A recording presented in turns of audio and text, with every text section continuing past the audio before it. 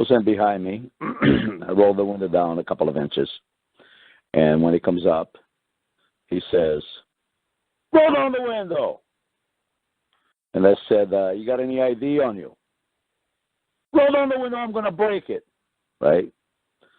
So I ask, is that your order? And he says, no, I'm asking you. I said, well, if you're asking me, I don't have to do it. And then he goes, roll down the window, right? And, I see the guy's irate, so I said, I better roll down the window. So I said, okay, just roll down the window. I completed your order. I charged $250 per order, right? And he never asked me for any license or any of that stuff, right?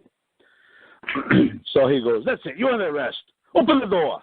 And I said, is that your order? Yeah, open the door. So I open the door.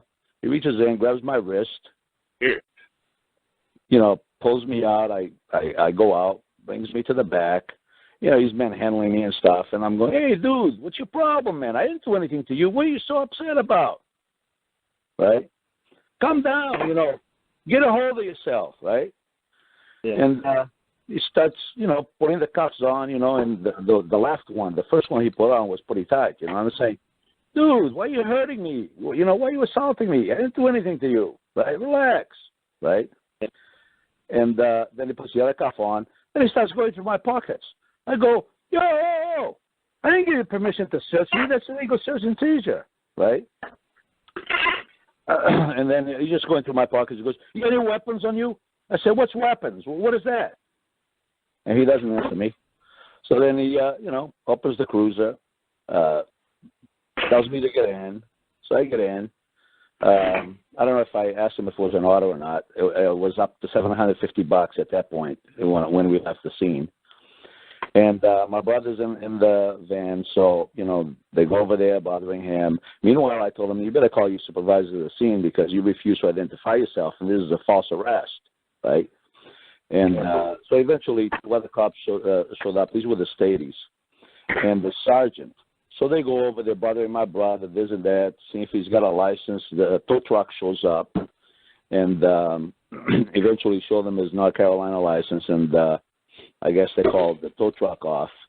But, they were giving him a little bit of a hard time. So anyway, eventually the sergeant comes over, opens the right side door, and says, yeah, you wanted to see me? I said, yeah, you got a picture ID on you? I don't have to show you that. So I tell him the same MGL that says I have to show you ID. You're required to show me ID as well when asked, right? And so why'd you call me, he says, because the other trooper wouldn't refuse to ID himself, right? And he goes, yeah, and he closed the door and left. So he starts, my brother had left the scene. He's heading north, back towards the house. And we took off, and this cruiser starts going up the highway, 80, 85, 90, 92, right? And, I'm leaning over to see the speedometer, right? And I go, hey, dude, you're speeding, man. You're tailgating people. You're changing lanes without using a blinker. You're endangering my life, Slow down. You're doing worse than I did. Are you above the law? You above the law, right? You going to give yourself a ticket, right? Yeah. So my brother afterwards, when I got out, he was telling me that he was going up the highway. He'd already been in the highway for a little bit. It's not that far, but maybe like 6-7 miles. But he's going on the highway. All of a sudden, he says this cruiser was flying by him, right? And then when he looked, he saw me in the back seat, so he knew it was the same guy. He said he was speeding like crazy. I said, yeah, I know. That's exactly what's going on, right? So when we're getting over towards so I tell him, it was like 3 o'clock in the afternoon or something. So I told him, I, a man, require you to bring me immediately to a magistrate, right? Yeah. And I told him that like a few times, and he just ignores it, right? Then when we're getting close to my exit, I go, hey, I live right around the corner over there. I'll tell you what, I'll forgive your trespasses if you forgive mine. Just pull off the exit, drop me off. You can go on your way and avoid, a lot of, we can all avoid a lot of trouble or something like that, right? And then when he gets closer to the exit, I go, hey, right here, right? He just goes by the exit. I said, hey, you missed the exit, right? So there's another exit further up a couple of miles. So when we're getting to that exit, I tell him again, hey, I'll give you another chance. I'll forgive all trespasses if you forgive mine. Just pull over the next exit and drop me off, right? And he puts the radio on loud, and he doesn't want to hear it, right?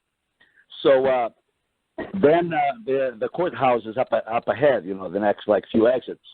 So I go, okay, Newburyport Courthouse is fine. Just bring me there. I require you bring me to the magistrate immediately, right? No, he brings me to the barracks, right? When I get there, he tells me, okay, get out.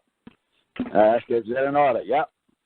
Okay, $1,000. So when he brought you to the barracks, you didn't say this is kidnapping because the law says that you have to take me directly to the magistrate to set bail or bond. Yeah, I mean, I didn't, you know, I did the best I could, you know, under the circumstances that I couldn't think of everything. I'm just saying I'm surprised you didn't say that. Say, wait a second, you got to take me directly to the magistrate so he could post bail or bond.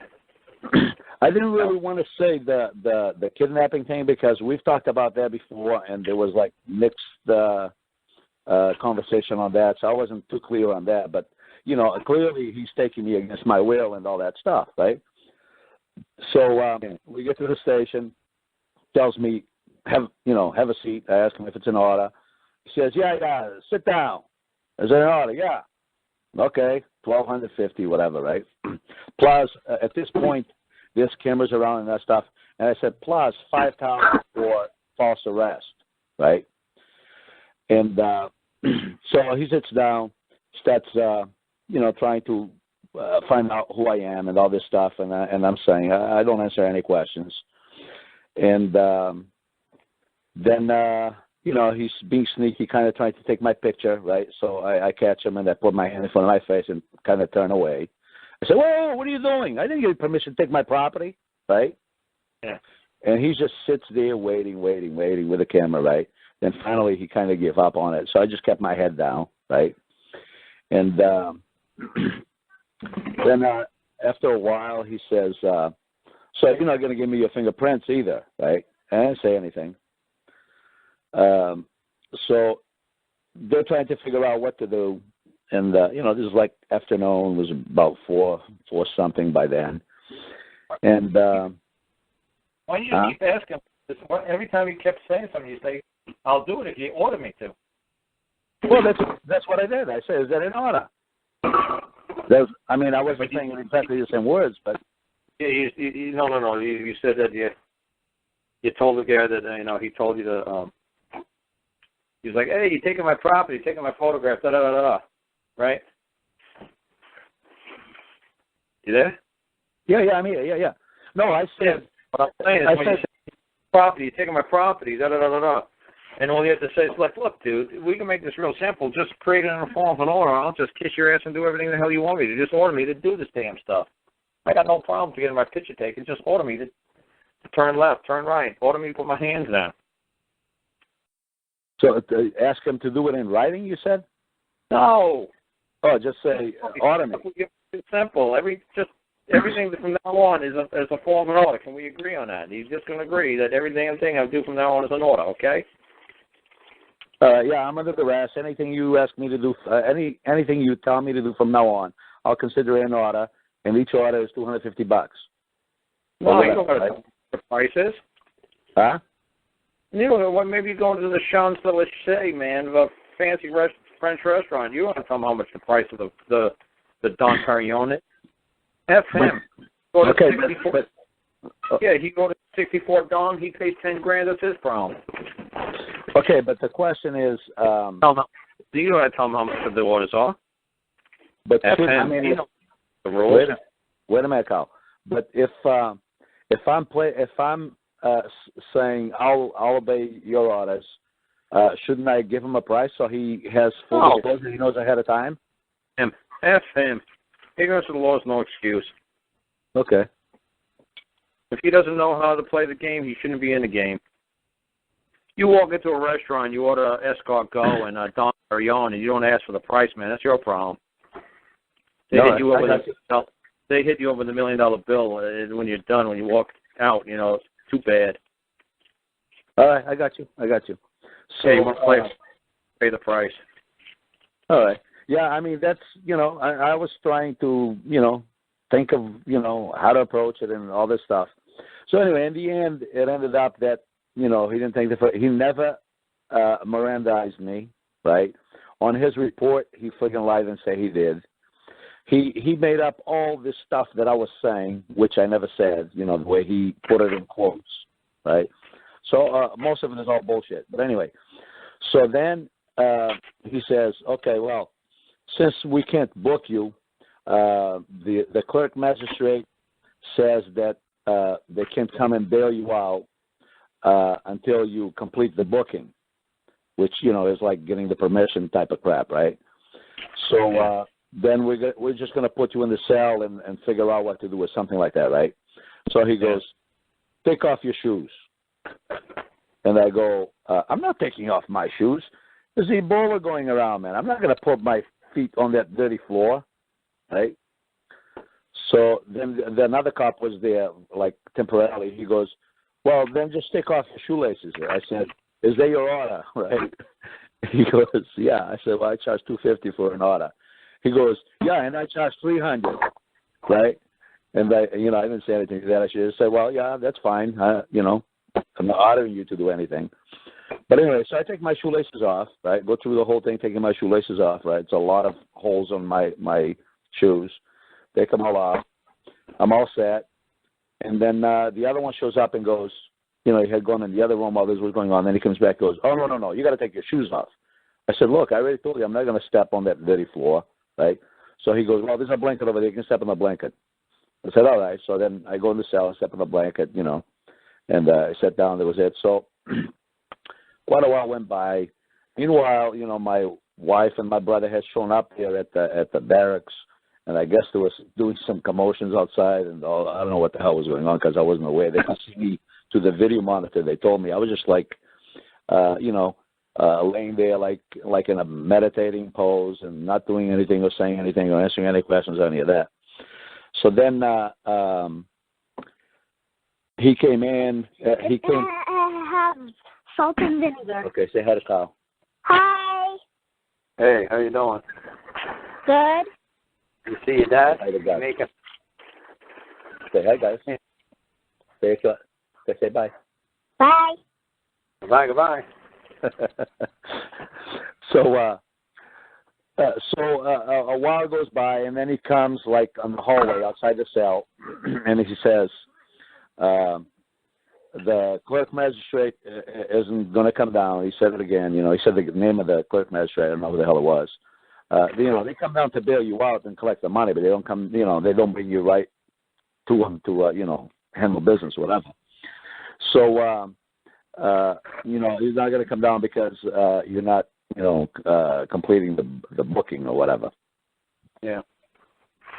So at that point, hey, hold on. My brother's calling me. He went to do an emergency call on somebody's heat. I'll be back in a bit. You can talk to somebody else. I'll be back.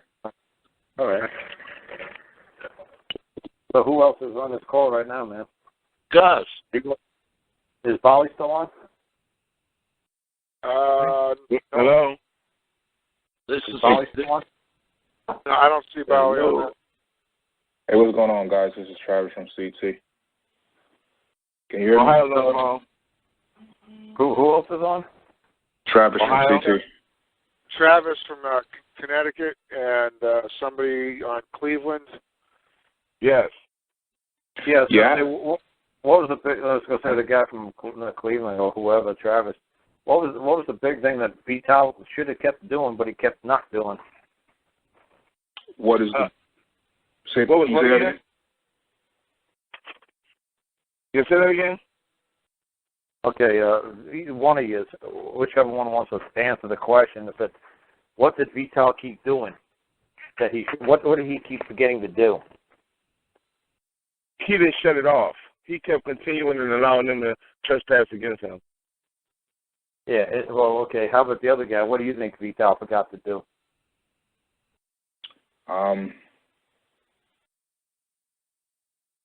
every time they told him to do something. What was he supposed to say? Is that an order? Is that your wish? Is that an order? Yeah. That's all he had to keep saying. Is that your wish? Is that your order? And then that would have eliminated the trespass. That would have made him absolved from anything, because all he was doing was performing. Complying to the order. He was performing. He was performing. Mm-hmm. And in the United States, there's no slavery. Every man has to have fair and just compensation from any service or anything that he performs or any product that he produces. He's entitled to fair and just compensation. He's not their slave. He's the public. They're the public servants. The servants want to start ordering the public around. They have to compensate just like anybody else. Right. That's all he had to keep saying. Is that your wish? Is that your order? Is it take off your shoes? Is that your wish? Is that your order? Is your order. Right. Take off your shoes. Is that your wish? Is that your order? Take off your shoes. Is that your wish? Is that your order? Take off your shoes. Is that your wish? Is that your order? Take off your shoes. Is that your wish? That's all I kept saying. And they would have said, what's this guy saying? This guy's been sitting here for 3 days. What is he saying? He just keeps asking, is that your wish? Is that your order? Hey, I'm back, by the way. Right. There's nothing else for him to say. There's nothing else to say other than, is that your wish? Is that your order? Is that your wish? Is that your order? Is that your wish? Is that your order? And then they say that is our wish and our order. And then does he still keep accruing the $250, or he says it one time? I told you in the beginning. You're not going any further. He hasn't gone past. He hasn't gone past taking his shoelaces off yet. Is that your wish? They could be going for 3 days. Is that your wish? Is that your order? Is that your wish? Is that your order? Is that your wish? Is that your order?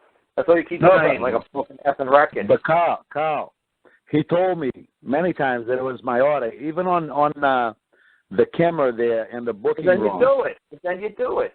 Yeah, I did. That's what I was doing. Yeah, that's what I was doing. You kept saying, you said, I'm not taking my shoes off and putting my feet on that dirty floor. Then go to the blanket.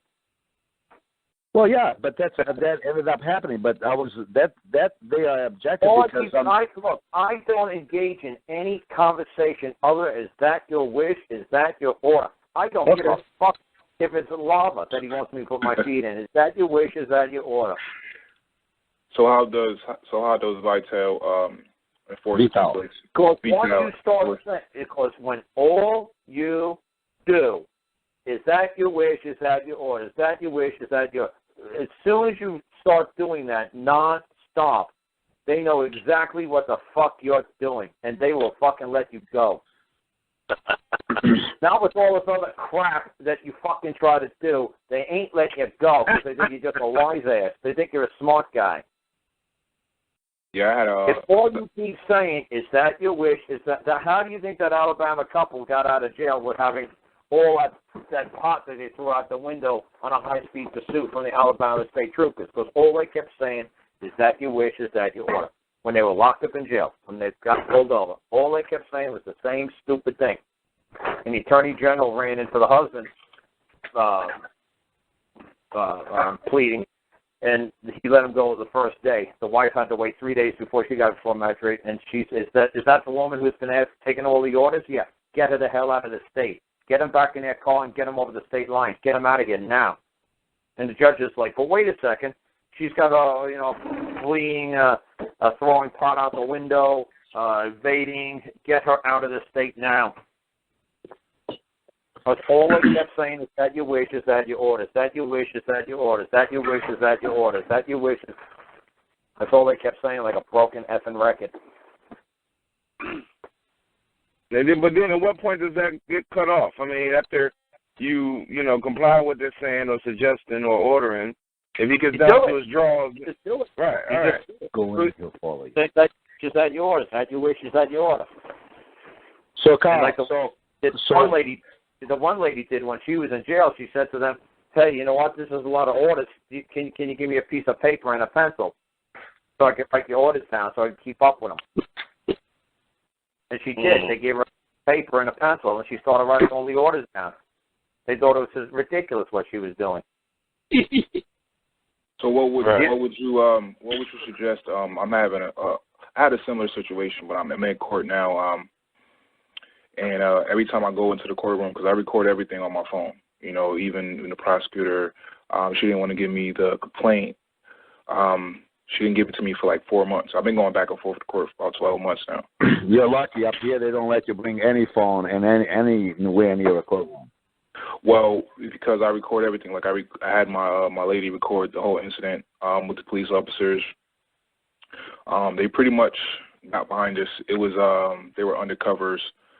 They didn't have any type of uniform on, badges on. They had unmarked cars, and a guy jumped out on me with my lady, and you know just demanded to see my ID. And I'm like, are you detaining me? Am I being detained? What's the problem? He wouldn't answer any of my questions, and he wouldn't tell me that I was being detained, but he opened the door and tried to snatch me out the car. That's why when Jimmy Lynn came on the show like a year or two ago, he said that all he did on one stop was just kept saying to the cop, is that your wish, is that your order, is that your wish, is that your order, is that your wish, is that your order. And by the time he was in the back of his van, putting his hands on the policeman's cruiser, when the policeman told him, put your hands on the cruiser, he just started busting laughing so hard, and the cop said, what's so funny? He says, I'm just high on call. He's like, high on call? What the hell? What's that? He's like, oh, that's some guy I'm listening to. And he kept saying, for me to just keep saying, is that a wish, is that your order, and you're going to keep giving me orders. And I'm going to, you know, and then he explained, he's like, how he's going to get compensated at the end of the week, just like the cop gets compensated at the end of the week for carrying out orders. And the cop dropped all the paperwork in the street and said, get out of here, you're making me nervous. So even when I go to court, they always tell me that by the judge's order, I can't bring my phone into the courtroom. Okay, well, what I'm trying to say is, look, you guys are so screwed up. I don't know how to explain it to you one more time. I'm trying to get this through to people's skulls once and for all. Jimmy Lynn did it over a year ago. He called me up on the phone one day and says, Carl, teach me a way to handle a stop. I taught him one way. Then the next time I taught him this wish and order stop. And he did the wish and order. He did both ways. But he really liked the wish and order thing. So what I try to tell people all the time is, if you guys just always did the wish and order, wish and order, wish and order, you wouldn't have to be calling me up a week or two later saying, how do I get a tape recorder into the court?